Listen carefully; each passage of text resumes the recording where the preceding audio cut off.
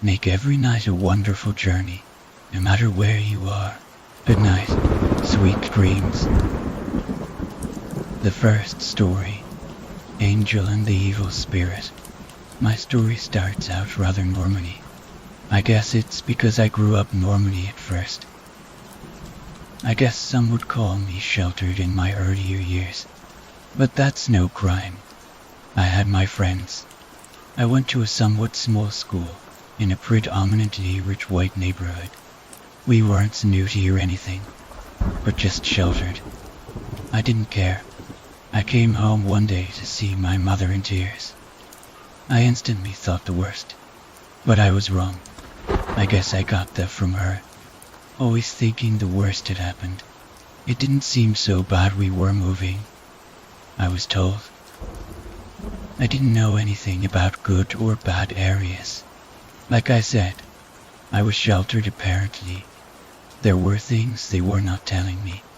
Though in a week, I went from my cozy, friendly upscale neighborhood with a small school where everybody knows each other, to a number school that had bars on the windows and guards at the doors. To this day, I think the other kids could smell the fear on me. My first week found me getting mugged and bullied about 6 times. It's been a while.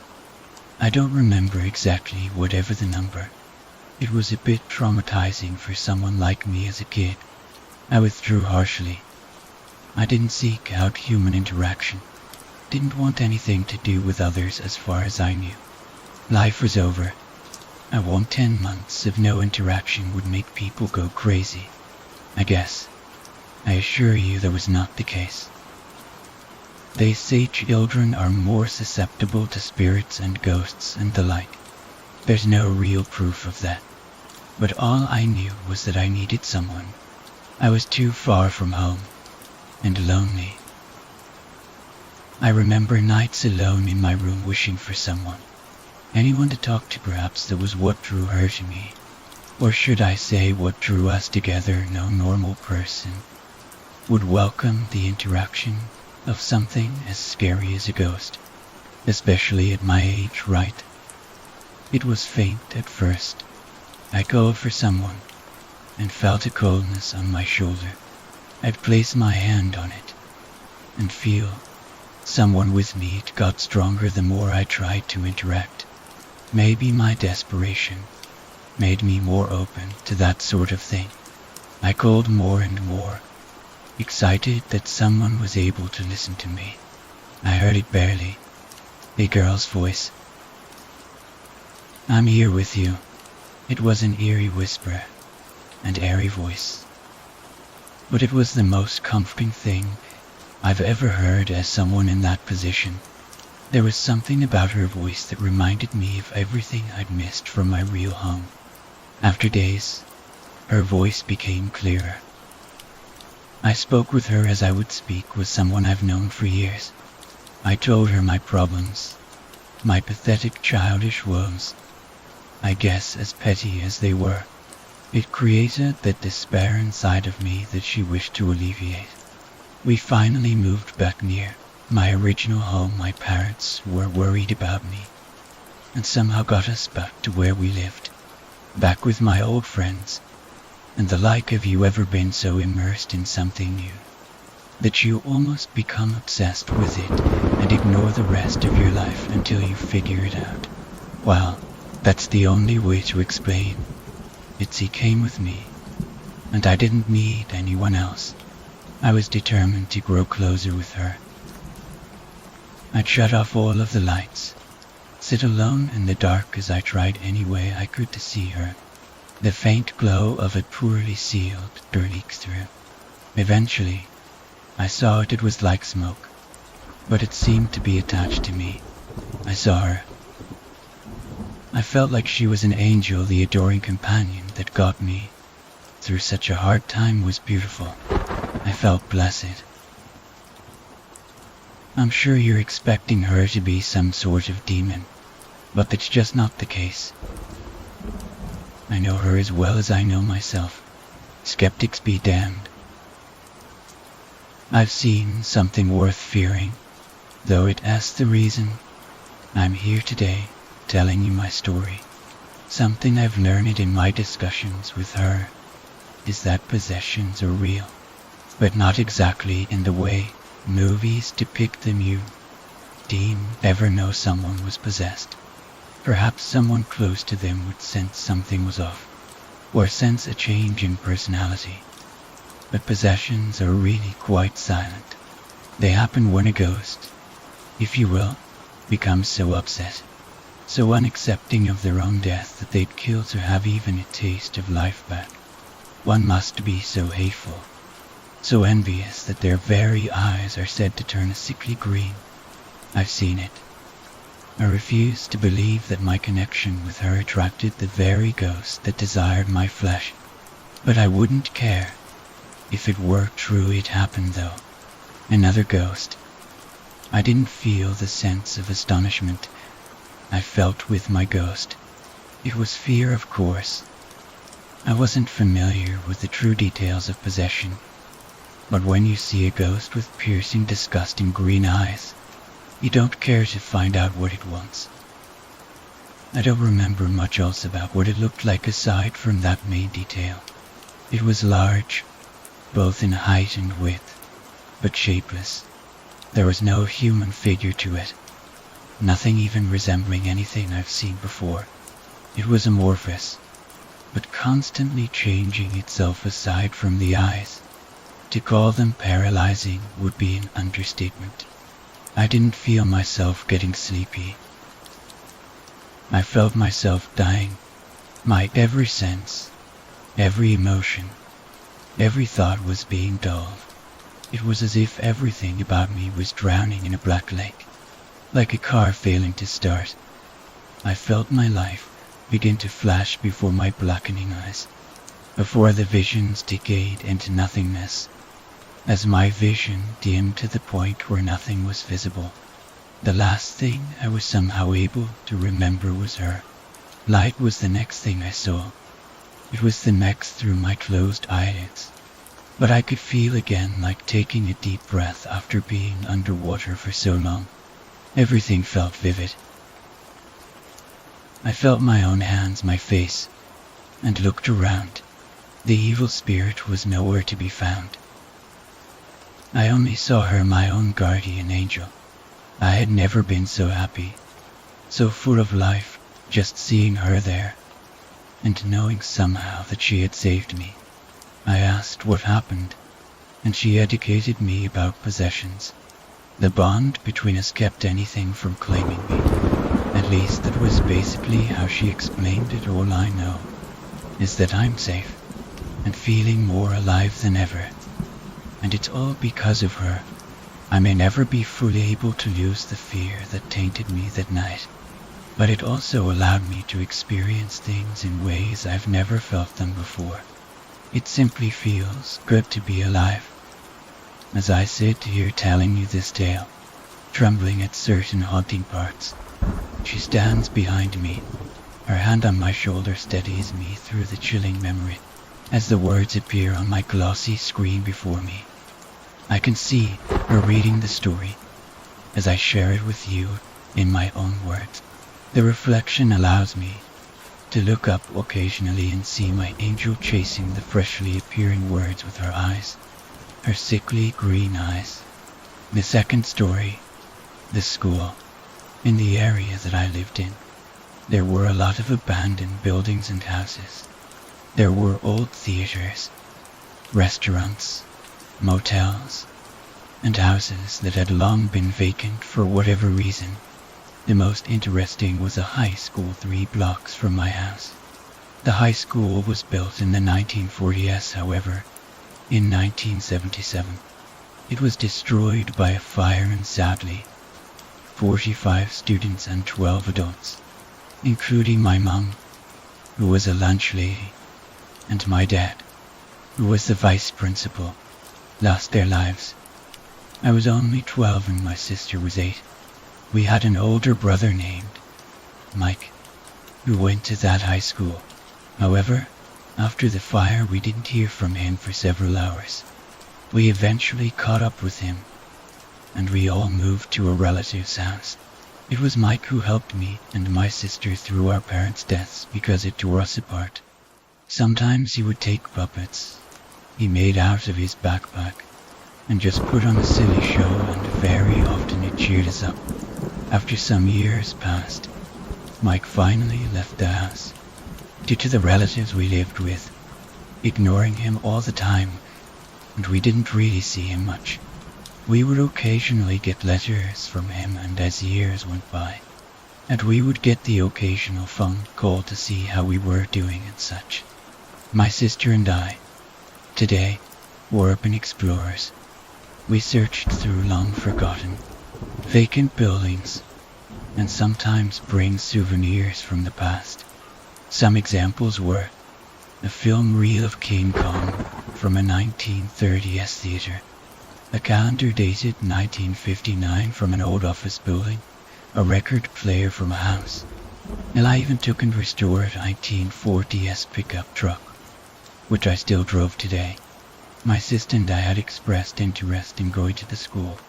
However, just the memory of that school being the last place my parents were at kept us from going. We decided, though, that once we both had spare time from working, that we were gonna go, and the next time we both were available was next weekend.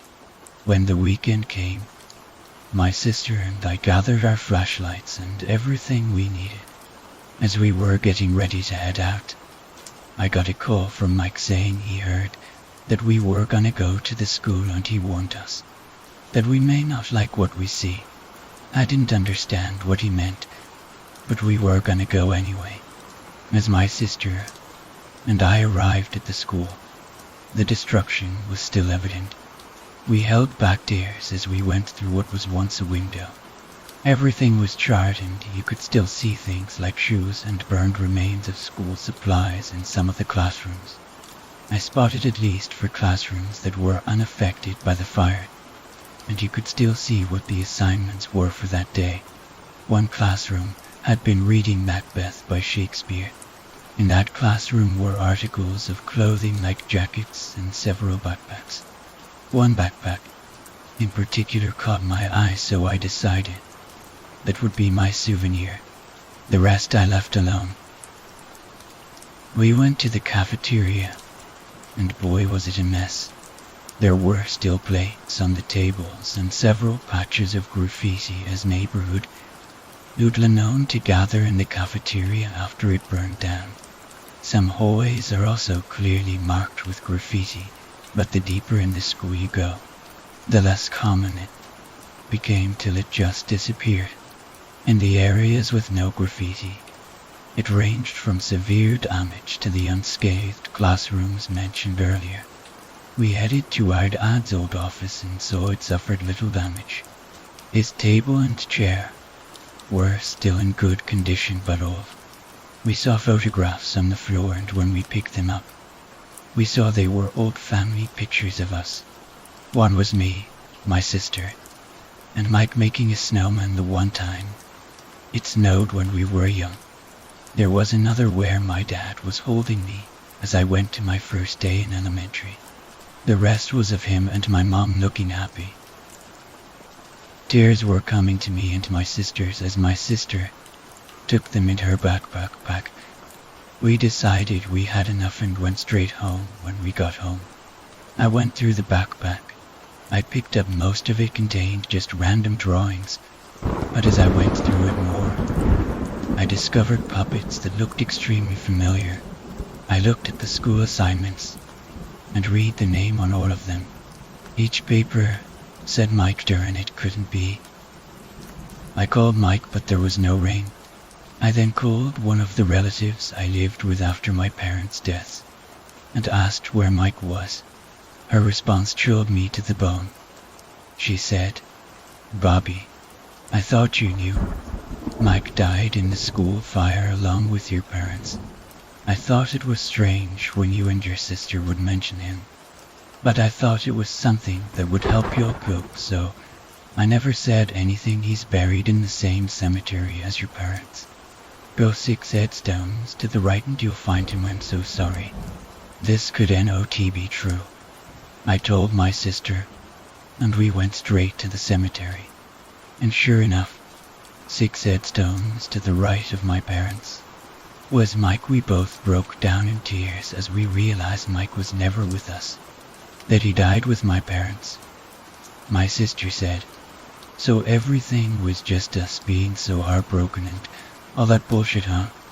And that's when behind us we heard, it wasn't bullshit. We turned around to see Mike, looking like a teenager, looking just like he did the day the school caught fire. Now transparent like a stereotypical ghost, he said.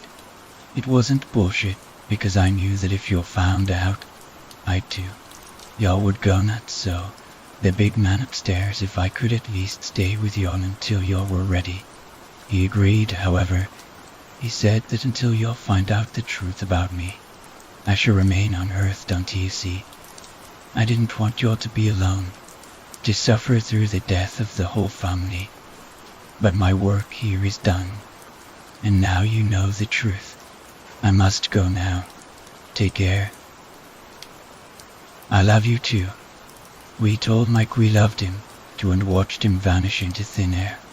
We both knew that we would never hear from him until we too passed away. But instead of grieving, we accepted that our older brother stayed with us to take care of us. And even up from the heavens, he would always watch over us. The third story. Don't run.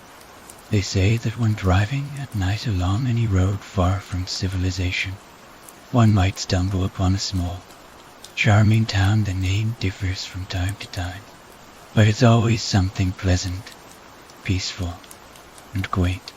Yet despite the welcoming appearance, there is a slight sense of wariness about it.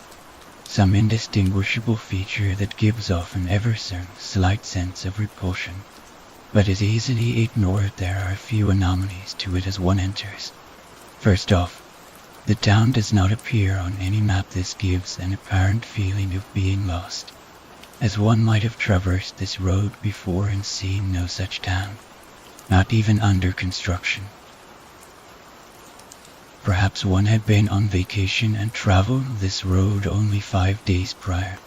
One would likely assume that they had taken the wrong exit and ended up on the wrong road. At any rate, the town would be a wonderful place to stop and ask for directions. The late-night driving, though, has begun to take its toll on the mind. Even those well-stocked with coffee would think it unwise to continue driving much further at this point. One might ask the first person one sees. This person varies from time to time, but they will always have a sorrowful, perhaps mournful look about them. They would point one to the center of town for directions and a place to rest. One would very likely stop at the local in the building. Has an old style to it, as does the rest of the town, but seems fairly well kept. One might notice that while most of the people one sees seem rather saddened, the man working the desk at the inn wears an extraordinarily cheery expression. Once one's room is found and one settles into the comforting mattress of the bed, one would very quickly slip into deep sleep in this vibrantly decorated room. Then the games begin. You wake up cold, and for all you know, alone it is hard to see without the faintest light piercing the black veil. But you can tell from the cold, jagged stone beneath you that you are no longer in your room. Before your eyes can adjust to the dark, you hear a light click echoing all around you. Do not call out to this noise, for it will not answer kindly.